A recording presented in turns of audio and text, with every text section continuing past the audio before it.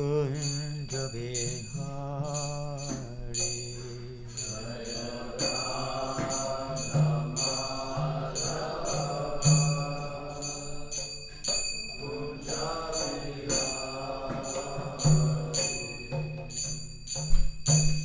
Gopi Jana Vallabha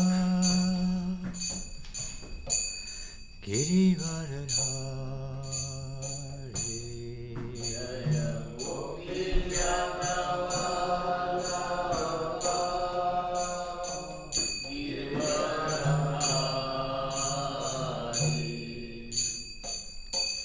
Gopi Jana Vallabha Girivardhari. Gopi Jana Vallabha Girivardhari. Gopi Jana Vallabha Girivardhari. Yashodanandana Praja Jana Ranjana.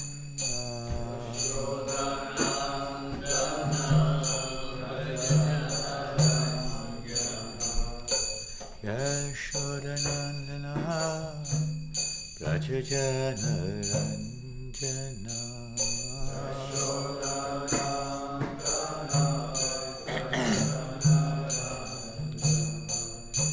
Yamuna Tira Vanachari.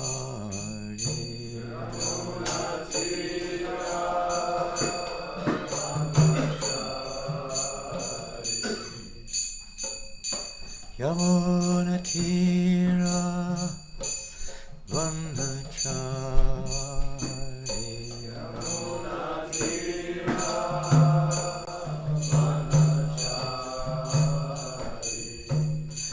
Jaya Radha Madhava Kunja Bihari.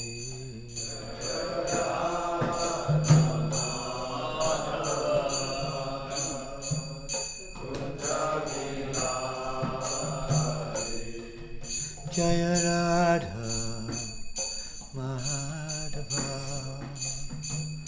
Kunja Bihari.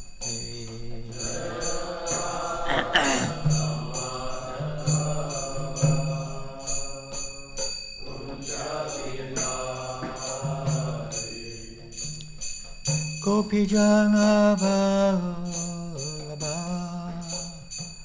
Girivardhari.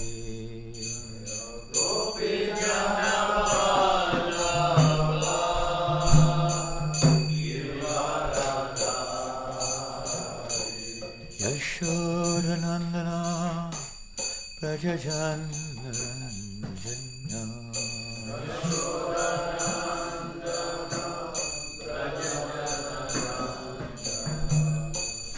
Yamuna Tira Vanachari.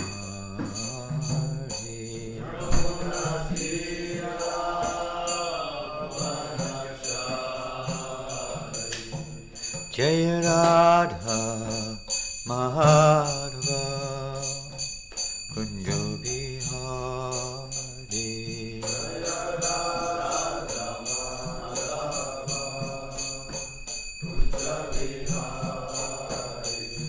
Jaya Radha Madhava Kunja Bihari.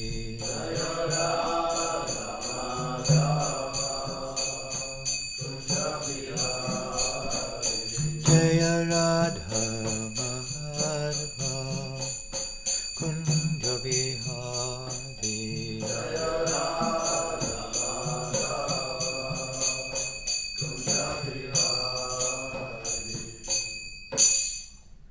Jaya Vishnupada Paramahamsa. Privātpacārya Statā Sati Shrimad A.C. Bhaktivedanta Swami Prabhupada ki. Shri Radha Landaneshwara ki. Shri Jagannath Baladev Shabhadra ki. Shri Giri Govardhan ki. Shri Gaur Nitai ki. Kantaraj Srimad Bhagavatam ki. Gaur Premanandi. All glories to the assembled devotees. All glories to Shri Guru and Gauranga. All glories to Srila Prabhupada. Nama Om Vishnu Padaya Krishna Prasthaya Bhutale. Srimate Bhaktivedanta Swamiti Namani. Namaste Saraswate Devi. Gauravani Pracharine. Nivasesha Shunyavadi Pastacharya. Om Namo Bhagavate Vasudevaya. Om Namo Bhagavate Vasudevaya. Om Namo Bhagavate Vasudevaya. Om Namo Bhagavate Vasudevaya. Om Namo Bhagavate Vasudevaya. Om Namo Bhagavate Vasudevaya. Reading from Srimad Bhagavatam, Canto 10, Chapter 87, Text number 41.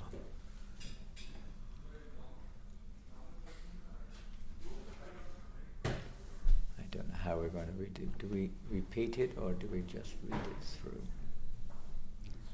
Who's a regular here? Sometimes we do, sometimes we don't. It's a very long verse. I don't know if there is a repeatable meter to this verse.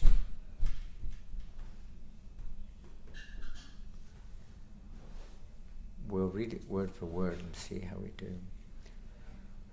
Dyu Patayaha Eva Te Na Yayuhu Antam Anantataya Tvam Api Yat Antara Anda Nichayaha Nanu Sa Avaranaha Ke Eva Vajangsi Vanti Vayasasaha Yat Shutayaha Tvai Hi Palanti Atat Nirasanena Bhavat Nidanaha. I'll just read it through. I don't know if we can really repeat this. Dyu Patayaiva Tenaya Yorantam Anantataya. Give it a go. Dyu Pataya Eva Tenu Yayor Antam Anantayaya. Okay, I'll just read it. Tvam apiyad antaranda nichaya nanushavaranaha ka eva vajangsi vanti vayasa sahayach tutayas tvaehe palantyatan nirasanena bhavan nidanaha. Word for word. Dew of heaven. Patayaha. Interesting, the word dew means God in some languages. Dew. It's of heaven. Patayaha, of masters. Eva, even. Te, your. Na yayuhu, cannot reach. Antam, the end. Anantataya, because of being unlimited. Tvam, you. Api, even. Yat, whom. Antara, within. Under, of universes. Nichayaha, multitudes.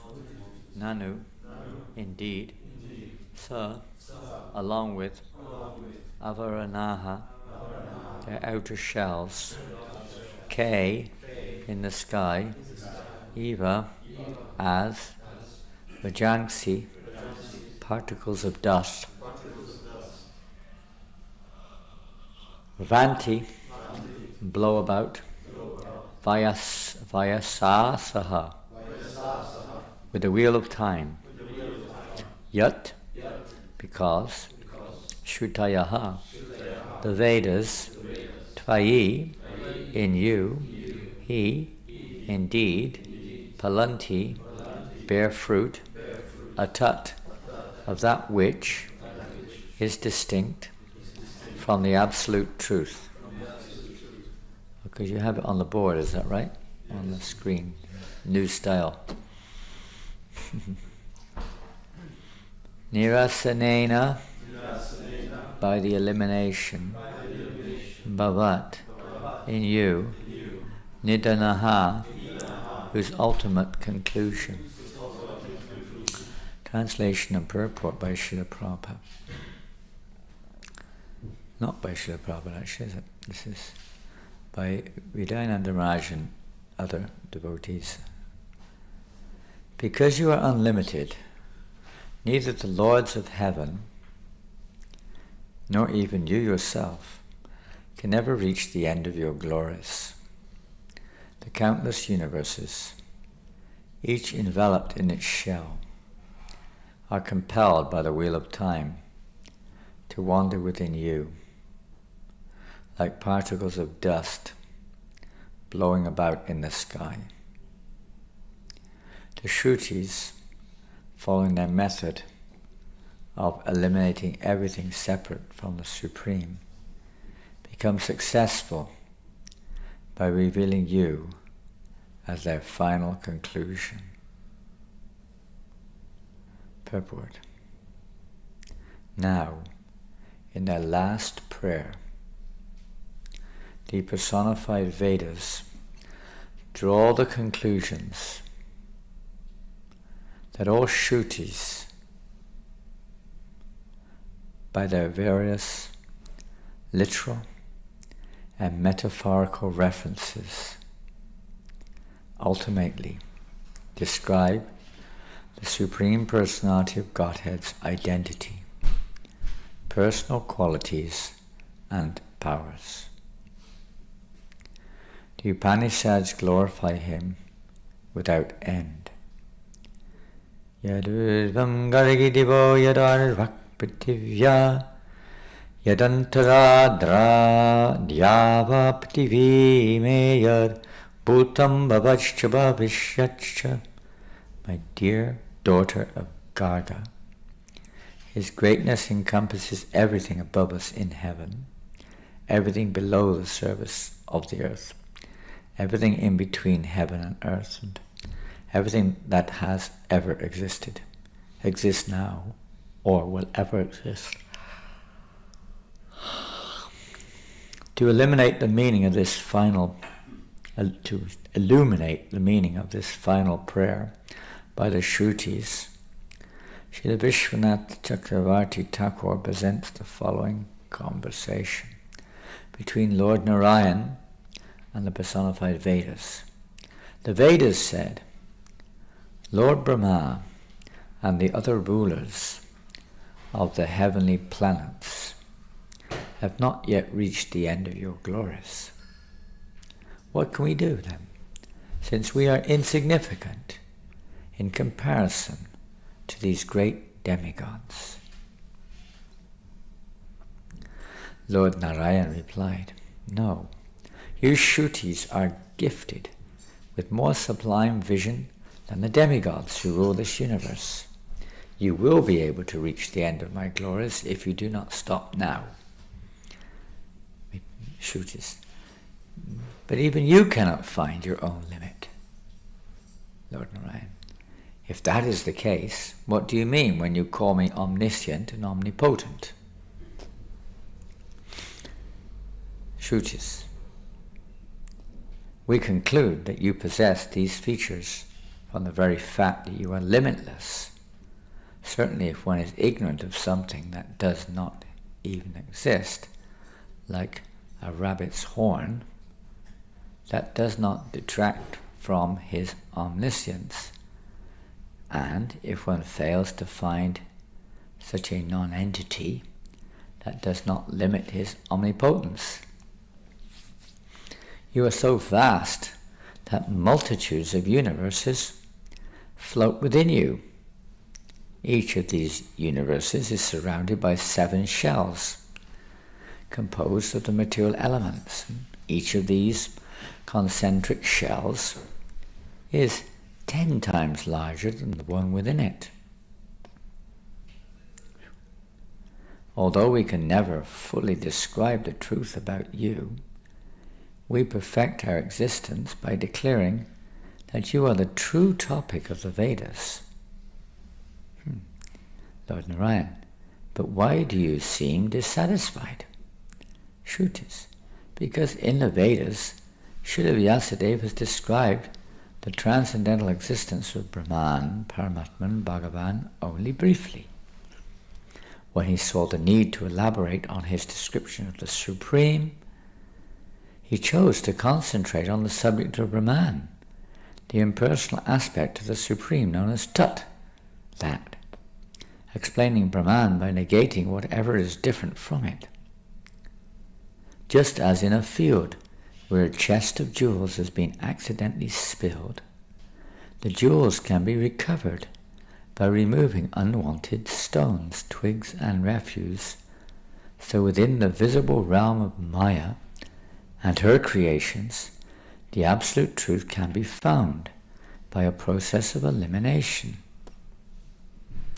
Since the Vedas cannot possibly enumerate every material category, individual entity, quality and motion in the universe from the beginning to the end of time, and since the truth concerning Brahman, Paramatman and Bhagavan would still remain untouched even if we described all these things and then discarded them, by this means of investigation we never expect to reach a final definition of you. Only by your mercy can we make some attempt to approach you, the supremely inaccessible absolute truth. There are many statements of Shruti that carry on the work of Atannirasanam, the process of distinguishing the Supreme from everything inferior. The Brihat Aranyaka Upanishad, for example, states, Astalam ananu arasvam adirgam alohitam asneham achayam atamo vayav vanakasham asangam arasam agandam achukshuskam ashrotram agamo te jaskam apranam asukam amatram anantaram abhayam. It is neither big nor small, neither short nor long, hot nor cool, in shadow nor in darkness, nor is it the wind or the ether. It is not in contact with anything, and it has no taste, smell, eyes, ears, motion, potency, life, air, pleasure, measurement inside or outside.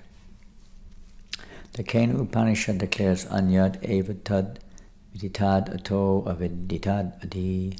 Brahman is distinct from what is known and also from what is yet to be known. And the Katha Upanishad says Anyat dharmad Anyatrad dharmad Anyatra smat kritat kritat. Brahman is outside the scope of religion and irreligion, pious and impious action. According to the rules of linguistics and logic, and the negation cannot be unbounded. There must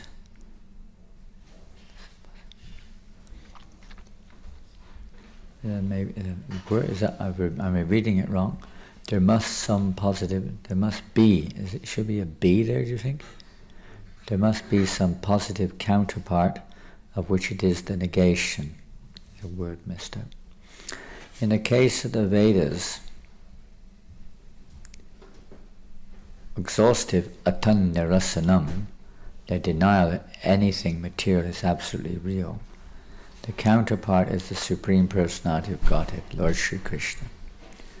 Srila Sridhar Swami prays, Tu patayo vidorantamanantate nacho bhavan nagira shrutimolayaha tahi palantiyato nam ityato jaya jayeti bachet avatatpadam. The gods of heaven do not know your limit, O endless Lord, and even you do not know it, because the transcendental words of the topmost Shrutis become fruitive by revealing you. I offer you my obeisances, thus I worship you as the absolute truth, saying, all glories to you, all glories to you. Om Jnanatirandasya Gananjana Shlakaya Chakshurmlatam Yena Tasmai Shri Gurave Namaha. Hare Krishna. Everybody's favorite chapter of the Srimad Bhagavatam and the Krishna book. Prayers of the personified Vedas. Some of you may have read the Krishna book, practically speaking, the first large book distributed. Bhagavad Gita was not yet printed. Krishna book came before the Gita. And as you know, of course, George Harrison helped to finance the printing of the first Krishna book. It was much bigger than the ones you see now, and very big writing. And that was basically the first large book distributed on book distribution. Devotees did not know what to do with it. It was, on its own, it was very heavy and very hard to carry more than two in your bag. Jai Shri Gauritai Jagannath Baldev Subhadra Radha-Krishna Ki Jai. And what to speak of understanding the message of the Bhagavad, or Krishna book in that case, same thing, summary of the 10th canto, and what to speak of prayers of the personified Vedas, which in the Krishna book is the longest chapter. It's quite a long chapter. Prabhupada goes into quite extensive commentary. The number of verses is only something like 50. But the chapter, I think, is almost 100 pages long. Prabhupada goes into extensive commentary, more than, and practically speaking, the rest of the Bhagavatam is more or less, the rest of the Krishna book is more or less what the what the Bhagavatam translations are, with some comments. But the this chapter 87, Prayers of the Personified Vedas, Srila Prabhupada is extensively commented on. And it is quite laborious in some ways for those who are, maybe not so excited by long philosophical descriptions and definitions of the absolute truth from various angles, etc. It's not very exciting. For those who are, I say, not really philosophically inclined, maybe we're not very mature in spiritual life, but not very exciting. As one devotee said to me this morning, I should read the Prayers of the Personified Vedas, or maybe I'll fall asleep. It's an easy chapter to fall asleep while reading. There's a battle scene, or Krishna killing some demon or something. What do we understand about that? At least it's exciting. Srimad Bhagavatam is not easy to understand. There is a verse, and at the moment I can't remember the details of it, but it describes it. Sukadeva Goswami speaking, I may understand Srimad Bhagavatam, and he goes on, he describes it. Lord Shiva, he maybe understands something. I'm not sure if Vyasadeva understands it or not.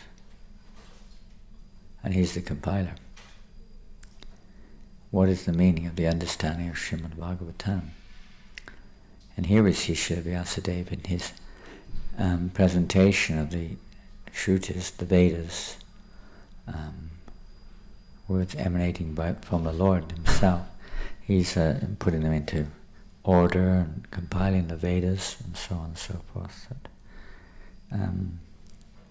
He also, in his meditation, is meditating on the impersonal aspect. Vadanti tat tatvidas tatvajagyan madvayam brahmeti paramatmiti bhagavaneti shabdite, that the learned transcendentalists know the absolute truth in three features as Brahman, Paramatman and Bhagavan. But the first stage of understanding is Brahman. Most people are not on the platform of Brahman. They're under the illusion of material conditioning. And their understanding of transcendence is not very mature. A simple example, people think if something has form, it must be material, because they only have that experience. They don't understand what is the nature of spirit. It's something indescribable, inconceivable, whatever. But they don't have any actual, even practically speaking, nothing, but even in terms of understanding, very, very little. So mostly they come to the conclusion that Brahman, or the spirit, is formless, it's homogeneous, it can't have individuality, and so on and so forth, because it's the negation of what they experience in the material world in one sense. In the material world means individuality and form and so many things, duality. So they conceive of Brahman as not possessing any of those qualities. Many. Others simply have no philosophical understanding whatsoever. It's just some faith in an existence with some indescribable supreme being who cannot be described. There's very little information in most texts, even in the Vedas, as Krishna says to Arjuna, Traigunya Vishayavida Nishtraigunya Bhavarjuna. The Vedas mainly deal with the three modes of nature that elevate people's consciousness so that they become eligible to begin to understand Brahman, Paramatman and Bhagavan, or the categories of the absolute truth. And they describe in various ways the material world so that one can begin to appreciate a spiritual presence, a spiritual origin. Beyond it, using material examples and so on and so forth. And of course, as mentioned here, the Lord can also be appreciated within matter, although not fully understood, because although in one sense matter is unending, but it's, in another sense it's not, because it is under the chakra, Kala chakra, under the wheel of time. It is ever evolving and so on and so forth, and developing. And to understand that effect of time is very difficult, extremely difficult. It's a relative perspective, and this universe is only described anyway as being like one mustard seed in a bag, a huge bag of mustard seeds. Is very tiny. So our ability, and we're reading here, is described elsewhere how the universe is covered by 7 layers, each 10 times bigger than the one before: earth, water, fire, air, ether, mind, intelligence, like that. These layers are there, and each one's thicker or bigger than the one before. And they're also even the first layer is bigger than the entirety of the universe, which is, this particular universe is described as having a diameter of 4 billion miles. This universe is considered to be very small compared to others. And in this universe, these are practically countless planets. Hardly we can count them. We can hardly understand our own body, our own finger, nothing, hardly anything do we really truly understand. It's impossible for the jiva to grasp everything, the fine details. Even here, it's describing here that the Vedas describe everything that's happened, past, present, and future. It's not, of course, literally speaking, it's not literary possible to do that. But it gives the essence, or the essential information. What is the goal? What is the ultimate goal of the Vedas? The ultimate goal is not to be, in a sense, all-knowing, all present. That's not the nature of the jiva. Although sarvagata, the jivas are present everywhere, but they're not all pervasive in of themselves. That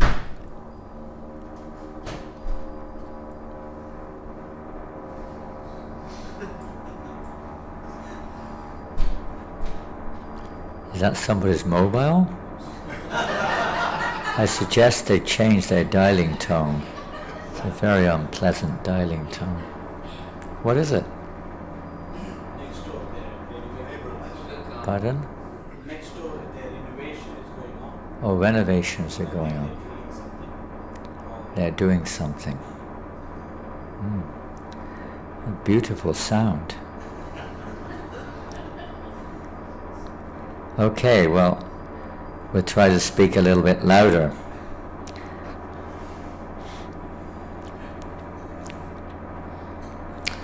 And we think that we can understand, or we try to theoretically, the universe or the causes of the universe, etc. But with our material senses it's not possible. With logic and reason, analysis, Hanuman, the process of trying to understand things, whether different evidences, pramanas. Amongst them is this one mentioned here. We've got what the Sanskrit term for it was, or is rather, but it's by negation.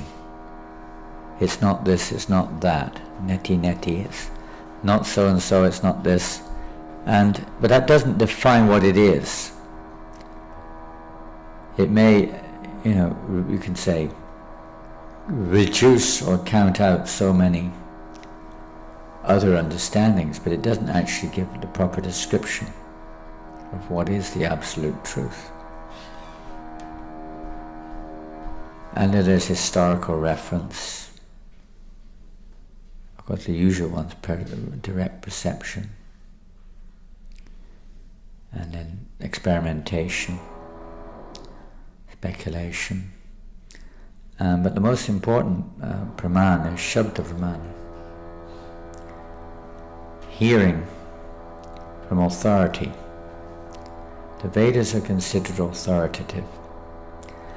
Despite that, we find in the first canto Srimad Bhagavatam that Narada Muni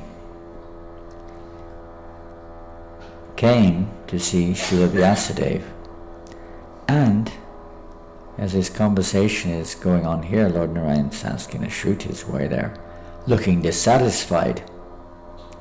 Similarly, Srila Vyasadeva was dissatisfied because the Shrutis do not sufficiently emphasize the ultimate purpose of this knowledge. It's not to actually understand every category or every aspect of it, but by knowing how to use whatever is at one's disposal in such a way that we can understand the purpose behind it. Vedaischa saviraham eva vedya vedantakut veda vedeva chaham. The goal of the Vedas is to know Krishna. By all the Vedas is he to be known. Indeed, he's the compiler of the Vedas. They emanate from him. Aham sarvasya prabhavo matak sarvam pravartate. Everything emanates, comes from that Supreme Person. And it's to know that Supreme Person. Again, one cannot know him in full. It's not, in one sense, possible.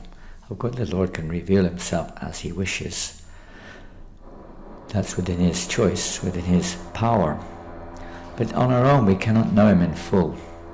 Even if we study the scriptures, even if we analyze them, and go and perform tremendous austerities, we are so tiny. Anu, tiny jiva souls. And even Vyasadeva was feeling perplexed when Narada Muni came there, to such an extent that Narada Muni pointed out, what is wrong? Feeling undone? Are you feeling incomplete? Why are you looking so dejected? He'd already compiled all the Vedas. But the Vedas, Krishna says, mainly deal with the three modes of nature. Rise above them, Arjuna, be transcendental. And when they'd come to the spiritual platform, because the first stage, especially for those who are embodied and materialistic, is to understand the distinctive, a seeming distinctive difference between matter and spirit. Spirit is eternal. It is not influenced by the modes of nature. It's it's all-pervasive, and so on. First step of understanding that which is behind the material show or the material energy. And mostly the Vedas deal with descriptions of that, but they do, as mentioned here in this purport, point on occasion to the source of everything. Brahmano hi patishtaham. Krishna is also the source of that Brahman. That Brahman is also emanating from the Supreme Personality of Godhead. And that Brahman is also the source of all the material creation, basically. The energy. So to understand the ultimate truth in full is not, from the conditioned soul, is not within their grasp. It may be revealed to them. This knowledge is revealed. Pratyaksha bhagamam dharmyam. Is revealed by the Lord to the one he chooses, whatever is required. So Vyasadeva, of course, is literally incarnation of the personality of Godhead. Still he was feeling dissatisfied. And Narada Muni pointed out why. Because he had not sufficiently made it clear in his writings what the ultimate goal of the Vedas is. Not to spend one's time forevermore trying to analyze infinity or that which is non-material, antimatter. You can't even understand matter, or to speak of antimatter. Apparently inconceivable. And the Lord is inconceivable. That's the nature of the Lord. He's achintya. In other words, he cannot be conceived by our endeavors. Only as much as he reveals himself, he can be conceived. There's a methodology of revelation that depends upon the Lord reciprocating with the surrender of the living entity. If our surrender is only on a certain level, that's the level the Lord will reciprocate with. If it's only material, we only get a material reciprocation. One may get elevated to heaven if one's pious, as a material reciprocation. If one is spiritual but not theistic in terms of accepting the theistic aspect of the Supreme Lord, personal aspect, one may attain to that Brahman platform. The Lord reciprocates accordingly with each and every living entity. But that's his will. As Prabhupada in his own prayer in the Markandeya Bhagavat Dharma, Prabhupada describes there that, my Lord, by your will, all living entities have come into this world, and by your will they can be released. I desire that you deliver them. That's Prabhupada's prayer.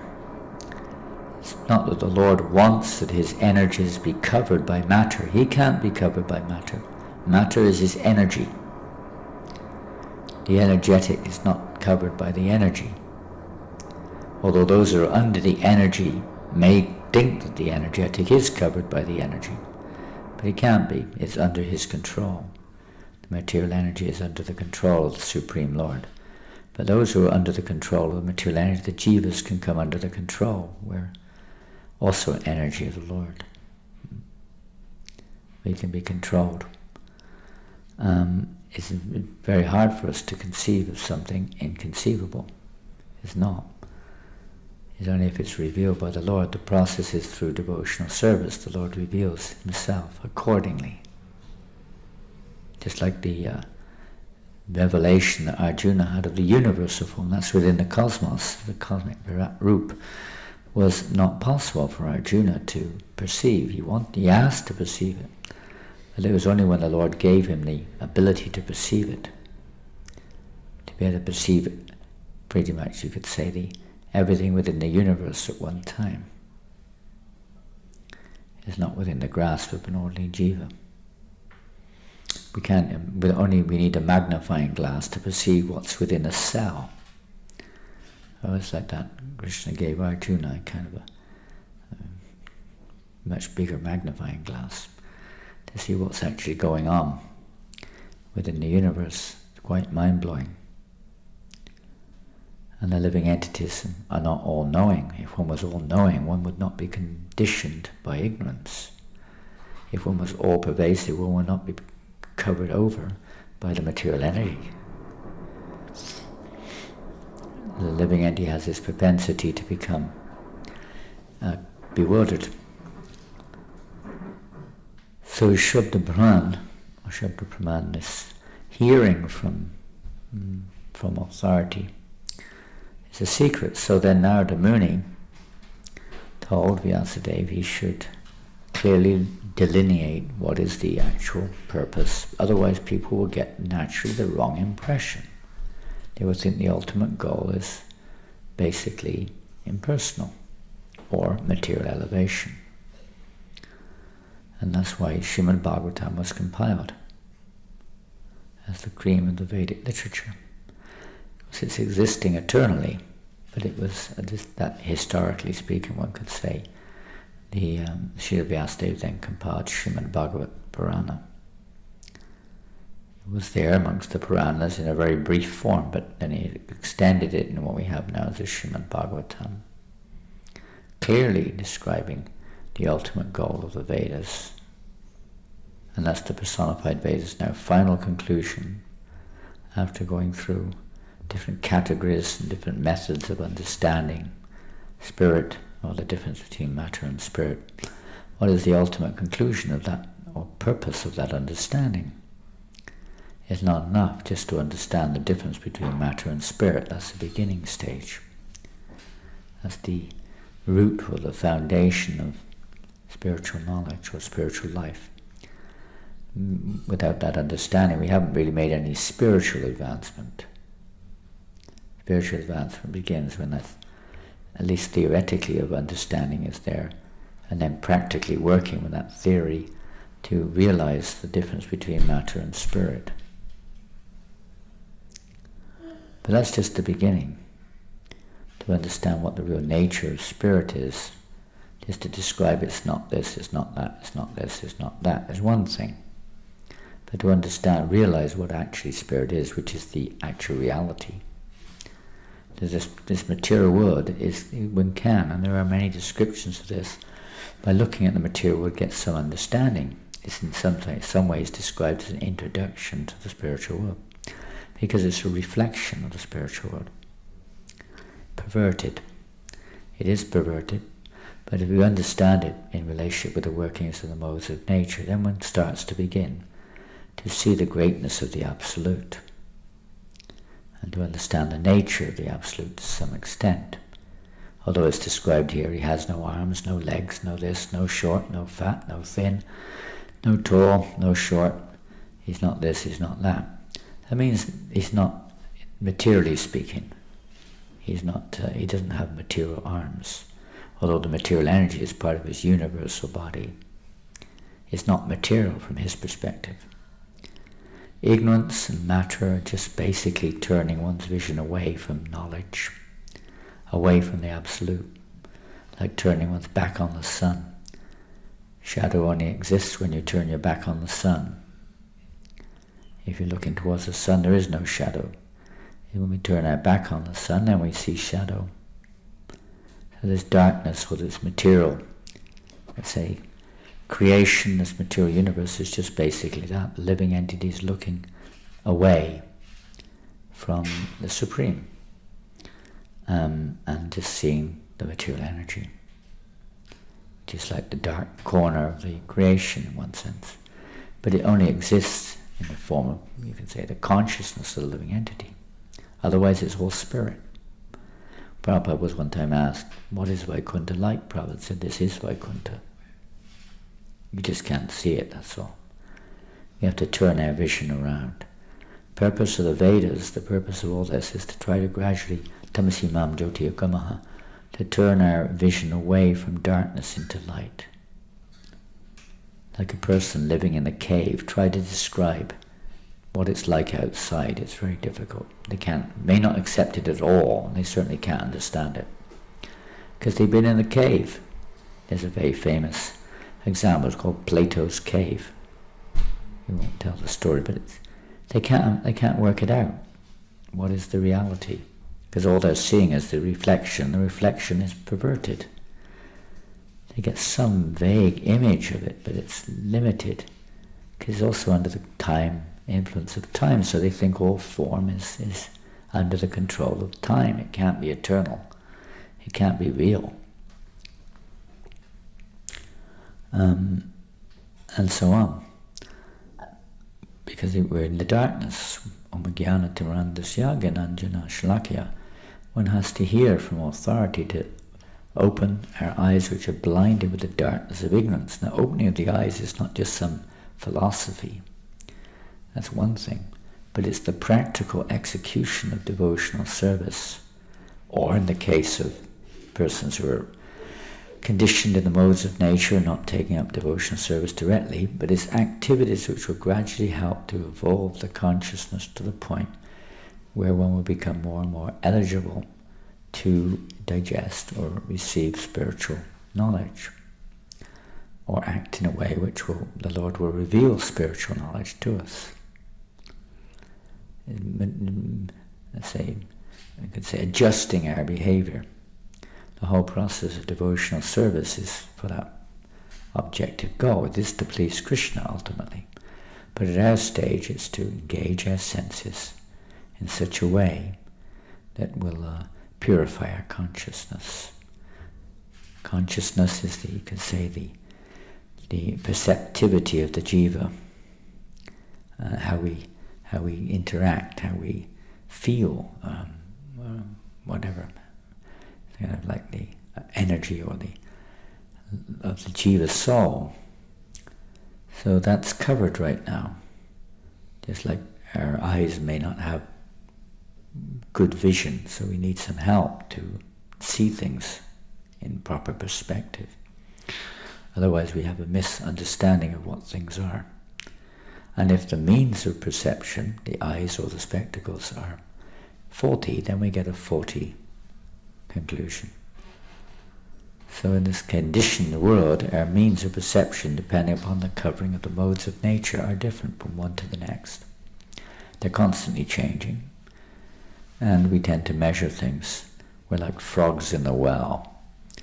We can only measure according to our conditioning. Not much outside of that. We can hear a little bit, but they're also hearing from conditioned. Similarly conditioned personalities doesn't help much. We have to hear from those who are not in the well, those who are actually free from this conditional perception. It's not that we have to change the world, but rather we have to change the way we see it. The perception, and the Vedas are directed towards that also, helping to purify our vision. There are many different ways of purifying our vision which the Lord gives. In the 4th chapter of the Bhagavad Gita, Divya, many different processes of understanding the absolute truth are given. But the ultimate conclusion is Tadviti Pranipatina Pariprashnena Sevya Vidikshanti Jnanam Jnanam Tattvadarshina. If you want to see the truth, then we have to approach somebody who's seen the truth, somebody who can know the truth, who knows the truth, That's the process of understanding. And they give us not just knowledge of the absolute truth, but the means whereby we can realize it. That's the key. Anyone can read this, read that, but there may be no realization without purification. So they give the path of purification so that we can actually begin to realize. Otherwise we're basically covered, and even in devotional service we tend to use whatever coverings we have, we impose them in devotional service to a large extent. And think that that's, the way it is, but that's conditional devotional service. Maybe it's the beginning, but it has to be anya vilasita shunyam jnana karmajanavitam. It's be freed, pure, shunya. It's become freed, anavritam, without any coverings of these, let's say, karmic conditionings or desires for even liberation. Our motivation has to become freed if we actually want to attain pure devotional service. It's only by pure devotional service that Krishna can be seen as he is, or understood. And that's what the pure devotees do. We may not appreciate it, we may not be able to understand it, so to speak, but they're actually trying to give us this chance to become purified in heart, so we can start to begin to see things for what they are, and not as we think it is, or as we perceive it in our conditioned state. And the Vedas are very complicated, because they deal with all sorts of aspects of different levels of existence and so on. So it's made very simple, compressed in the form of Bhagavad Gita, and then the further, of course, Srimad Bhagavatam, which then takes us into the realm of the personality of Godhead, how we can actually absorb ourselves in that topic and that understanding of the Supreme Lord. And Lord Chaitanya Mahaprabhu has made that even more accessible by introducing the Sankirtan, the chanting of the holy names of Krishna, and in this age of Kali as the Yuga Dharma, where people are not really capable. Even Lord Chaitanya Mahaprabhu, when he took initiation from Ishwara Puri said to him, "You're a fool."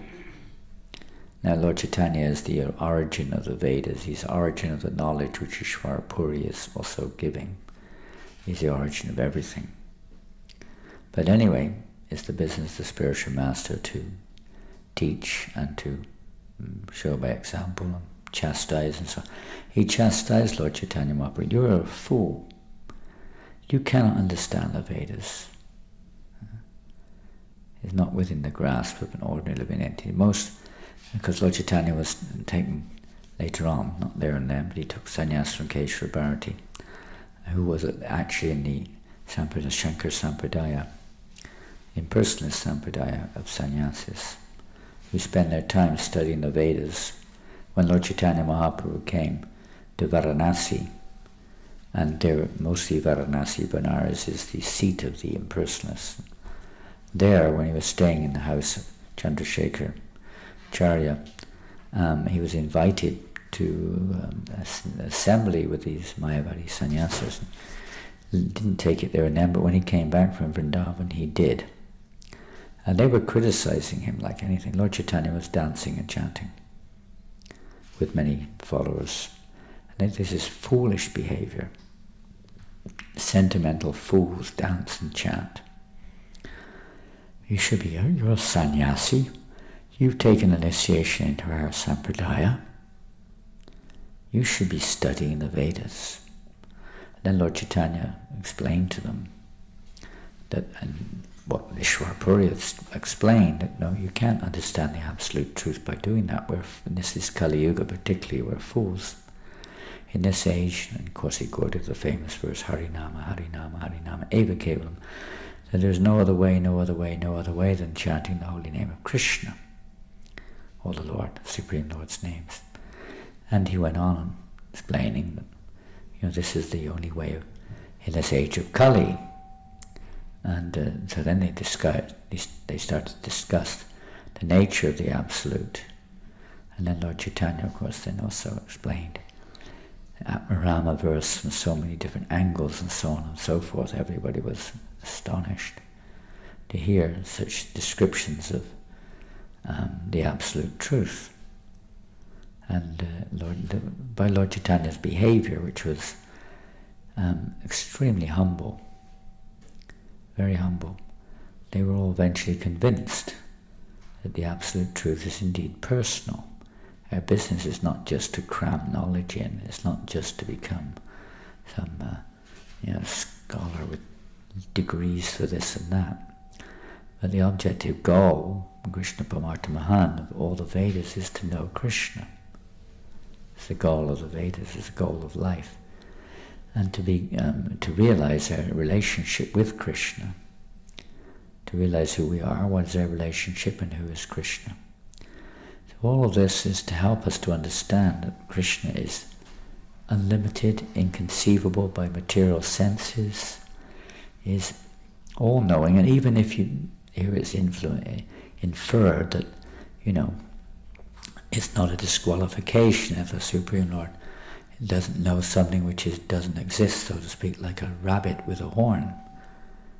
Another example given, Prabhupada himself.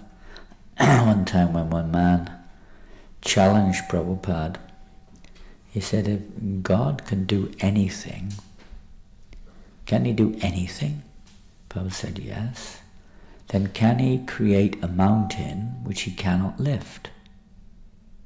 As we hear about Govardhan Hill, so he used that simple example. Can he create a mountain which he cannot lift? Because if he can't create it, that's something he can't do. And if he can't lift it, that's something he can't do. So the man thought that he'd stumped Prabhupada. And Prabhupada said, yes, he can create a mountain which he cannot lift, and then he'll lift it. In other words, he's unlimited. He can create more than everything that exists, and and knowledge the same thing, ever expanding. It's more or less inconceivable, materially speaking, because where's it coming from? It doesn't come from the usual source in the material world, which is interaction of atomic particles or whatever it is. He's coming from him. He's the energetic source. He can create as he likes. He's not limited by our limits. He's unlimited. So Lord Brahma, the creator of this universe, the Visharga, the secondary creator of this universe, even he, the dentist, it's time for the dentist. Someone has some tooth problem. Sound like the dentist drilling in someone's tooth. It means work time. And after Krishna revealed to him, after the Brahma Vimohana Lila, Brahma was testing Krishna's opulences, thinking, how is this coward boy? First of all, he saw Krishna, the demigods, watch Krishna kill this incredible demon Aghasura. It was so powerful. Even the demigods were scared of him. So powerful, and Krishna not only killed him, but they watched as that Aghasura merged into the body of Krishna. That was amazing. So then Lord Brahma, and then, of course it was not just by chance, it was meant to happen, but he went into a bit of an illusion. But before he went into illusion, he was thinking, let me do something now which will cause Krishna to perform pastimes, even great, more inconceivable, incredible pastimes, more than he's performed so far. Now what shall I do? Initially he started thinking like that, then he went into covered over by illusion and started thinking, then Krishna went off and he was taking his lunch with the coward boys, because they were hungry. They'd been a busy morning killing demons, hard work. And it's like that, trying to kill the demons in your heart. It's pretty hard work. So he went off and with all the coward boys to the banks of the Jamuna, and they all sat there enjoying their lunch packs, playing games, stealing each other's prasadam, throwing it around, hiding it, eating the prasad off the next boy's plates, and so on. So many games, sticking, what was supposed to be a samosa in someone's mouth, but it was some kind of flour and all sorts of things. They're having all kinds of fun, and as boys do. And Krishna was right in the middle of it. He was just one of them. And Lord Brahma thought, what is this? Is this my God? Is this my worshipable Lord? Stealing the leftovers off of another coward boy's plate, and then crying when he loses someone steals his plate. Is this my God? Surely not. How can it be? Because he's in reverence. People can't conceive of this aspect of the absolute truth, that he's simply enjoying. And that's our real business, to be there with that mood of simply enjoying with the Lord. It's not just all about, reverence and kind of glory and so on. That's the beginning stage. That's the next stage up from Brahman. But it's more than that. But Brahma, he was in that Aishvarya Bhav, and he couldn't kind of grasp this aspect, at least not at that time. So he thought, I better check this out. Is he really God? And he thought, I better do something to show.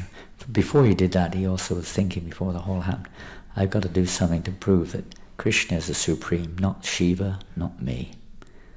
He was thinking like that too. So then in this illusion, Brahma Vimohan Lila, he went to this illusory behavior where he then tested Krishna's opulences. So I'll show who's the greatest around here. And of course he endeavored to steal the calves and the cowherd boys, which he never did. Although externally he did, internally he didn't. He didn't touch them any more than Ravana touched Sita. They think they do. The illusion, the conditioned soul thinks we're this, that, the other, doing this, doing that, understanding this, understanding that, but it's child's play. He couldn't. It was Mayic expansions of each and every calf and cowherd boy. Krishna's Maya potency expanded them, and Brahma stole those expansions, not the original boys. And then we've heard what happened. It appeared that they disappeared. Actually, Yogamaya was keeping those boys for the whole year. They didn't know a second. They thought not a single moment of time had passed, because there's no such measurement of time when you're on the spiritual platform. 1 year doesn't mean anything.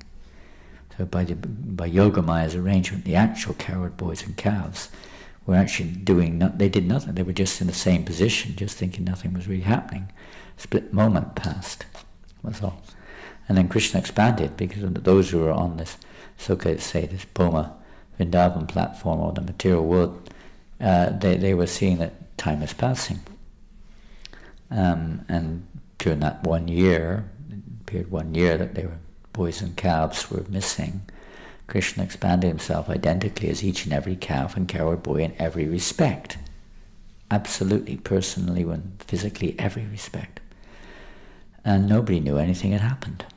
It all looked exactly the same, except for their intensity of love increased considerably for Krishna. But it was for their own sons. They didn't know their own sons, their own calves were actually now Krishna himself expanded directly.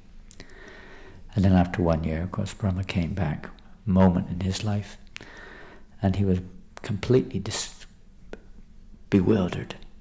What is going on? The boys and calves are still in the cows, the caves, and they're still here on the bank of the Jamuna. What's going on here? Nothing's happened. And at the same time, he was completely bewildered. He didn't know what was going on. Then Krishna revealed each and every one of those calves and cowherd boys on the bank of the Jamuna was he himself, 4-armed forms of Narayan. And he bowed. Then he saw countless Brahmas and countless Shivas coming and bowing down to the Lord. He was completely, his whole consciousness was completely blown. And he realized he was nothing more than an insect in comparison to the Supreme Lord. Like an insect in a pot. The Lord is inconceivable. He can do what he likes, but he's not going to reveal that to those who are lacking in devotion. He only reveals accordingly. So with the grace of the pure devotees, we have this opportunity, although we don't have, you could say, that type of realization, certainly not the knowledge. But when Prabhupada arrived in Boston, that was his prayer. I have no knowledge, I have no devotion even, he said. I simply have strong faith in the holy name of Krishna. Now if you like, My name is Bhaktivedanta. Now if you like, you may reveal the true purport or the true meaning of this name. One who realizes the conclusion of the Vedas through devotion. So you may now reveal that. So that is our mood. Our mood is to follow Srila Prabhupada, to try to assist him in spreading Krishna consciousness, try to mold our lives according to his guidance, because that is the process whereby the Lord becomes pleased and may choose to reveal himself to whatever extent is required and deliver us from this ocean of, let's say, ignorance which we are presently engulfed in. Hare Krishna. Srila Prabhupada ki jai. Grantaraj Srimad Bhagavatam ki jai. Well, we started very late also. Started at 22. I'm sorry I'm a little bit late. Any questions?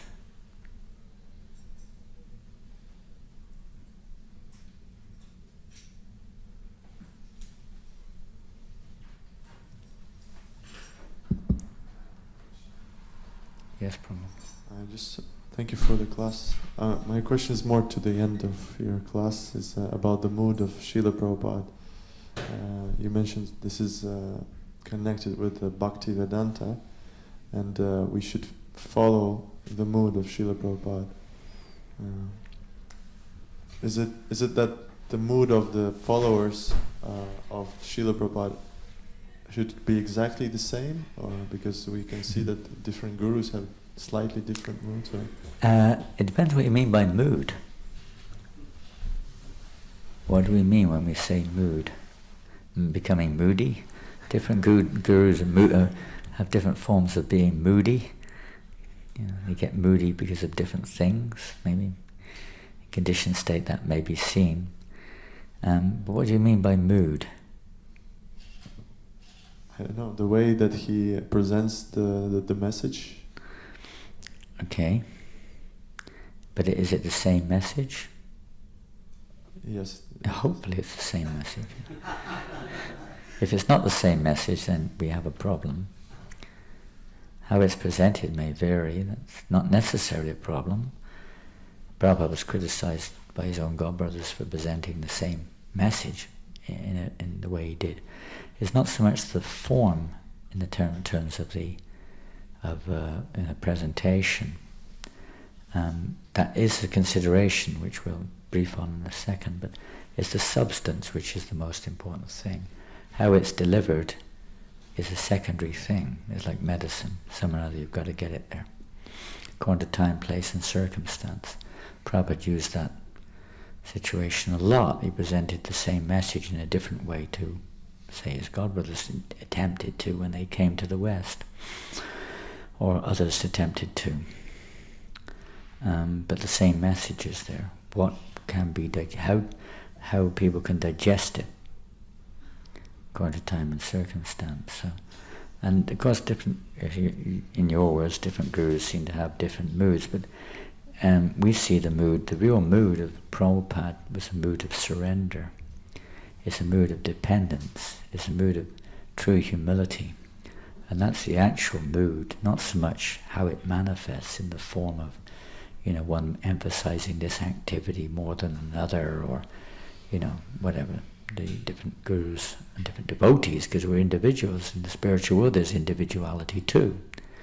Mother Yasoda has one way of pleasing Krishna, the cowboys have another way of pleasing Krishna, but the mood appears, in one sense, is different. It's a different rasa, but the basic underlying principle is the same, to please Krishna. The mood should be always to please Krishna. And Prabhupada's teaching how we can do that, the mood of surrender, the mood of complete dependence, total humility, and so on and so forth. That's his mood. And that should be the mood of all of us. So that's the real foundation. And what may be the differences in terms of the varieties are only different ways of utilizing what we've been given by Krishna in Krishna's service, with that as the basic mood. We've been given various things, so naturally you're going to have a different capacity or different inclination, both subtle and gross. We've all got different bodies and different minds and so on. So it's the mood of surrendering that to Krishna for Krishna's pleasure, using it in Krishna's pleasure, not so much don't imitate others. And naturally some people have a mood, or let's say mood using your word, or let's say a material nature similar to ours, or something which is compatible to ours, and if they're more advanced, they actually have this mood of surrender, then we may be inclined, because in their association we'll become inspired by the way they do those things in Krishna's service. Whereas others, it's not that they're not surrendered, it's just that, they may only be manifesting a certain, way or part of devotional practices, at least emphasizing that particular aspect. And according to our conditioning, we may be more attracted to this one or that one. But it's really the mood underlying that activity or that direction, way of presentation, whatever it is, which is the important thing. That has to be seen.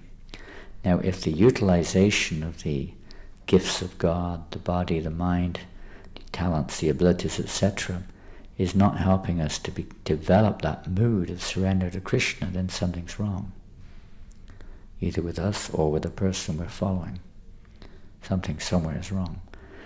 It should help us to develop that mood of surrender, that mood of humility, that mood of dependence upon Krishna, the 6 kinds of surrender, sharanagati, to always depend on the Lord, to always expect His mercy, to be humble and meek, to accept that which is favourable and to reject that which is unfavourable, like that, and to always be, desire should be coming more and more, let's say, to please Krishna. So if that's not developing, then something may not be quite right.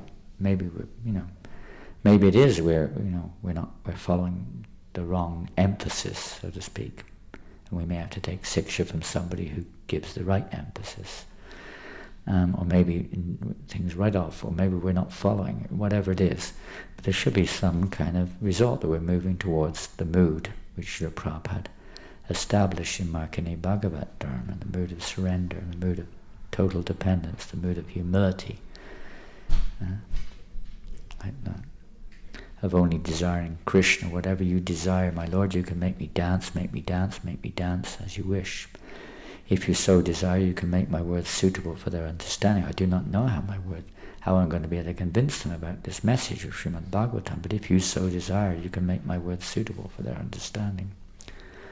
It's not that we're doing it, but in the conditioned state we think we're doing it. It's not we're doing it, it's just that we've got some gift of God which the Lord has given us, usually according to our karma, and we're identifying with it. But we just have to learn how to use it for Krishna's service, that's all. So it comes out in different ways. If you've got different things, if you've got different ingredients, obviously a different preparation is going to come out. But the principle is the same, it's food. And it's meant for the same purpose, to satisfy. So depending on our ingredients, we're naturally going to seemingly be more inclined in different ways. And when one becomes pure, it may become another level of inspiration may come in. And it may evolve slowly as we become more and more purified. Hare Krishna, Krishna Krishna, Hare Hare, Hare Ram, Hare Hare. And that should be there no matter what our mood may be, that everyone should be executing the Yuga Dharma and emphasizing the Yuga Dharma.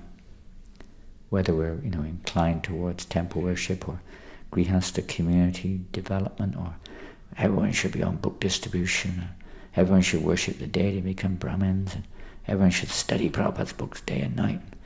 No, everyone should be just, serving the Vaishnavas. Everyone should, whatever it is, different things may be there. As long as the actual purpose is the same, and suiting for different people, different things are required.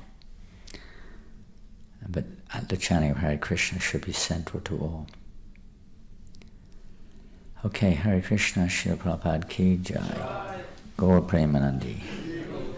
Prabhupada had it all. He could encourage everyone. And different devotees, they seem to manifest because we're not on that level necessarily. We have whatever it is, different aspects of the wonderful qualities of Srila Prabhupada, in some degree at least. Hare Krishna.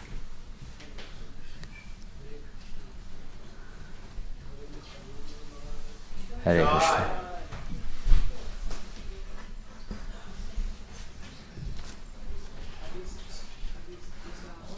3 more. 3 more here.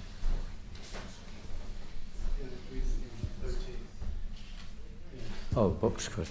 You have to excuse me, I'm way behind this morning. You're going to read them out? Here we go. Okay. Yesterday's. Not tomorrow's. Don't read tomorrow's scores, okay? Or even today's. Read yesterday's. Don't think you're God. I'm now going to read tomorrow's scores, okay? It's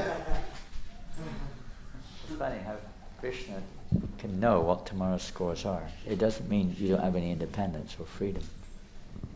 Isn't that inconceivable? To many people it is. I don't know, not necessarily inconceivable. If you know somebody, you know what they're going to do, you know. But it's your choice to do it. It's kind of amazing how it works. We're part and parcel of Krishna, so I guess he knows what the parts and parcels are up to.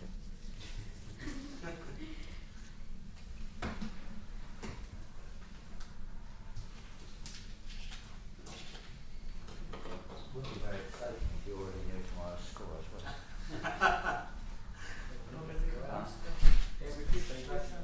Yeah, we are. You're forced to have to go into your nature.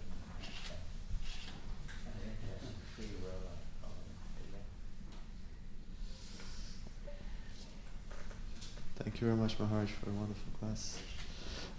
And now we're going to read the scores. Unfortunately, we don't have a street Sankirtan scores, but we're going to read down the shop scores and go in this restaurant. So in Radha's boutique, we distributed 0 books for the amount of 126.61 Lakshmi points.